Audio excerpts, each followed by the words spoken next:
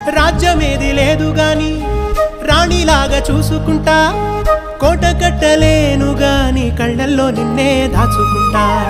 రాత ఎట్లా రాసి ఉన్నా ఆ మార్చి నీతో రాసుకుంటా. స్వర్గమంటూ ఉన్నదంటే అది నీతోనే ప్రతిరోజు పంచుకుంటా.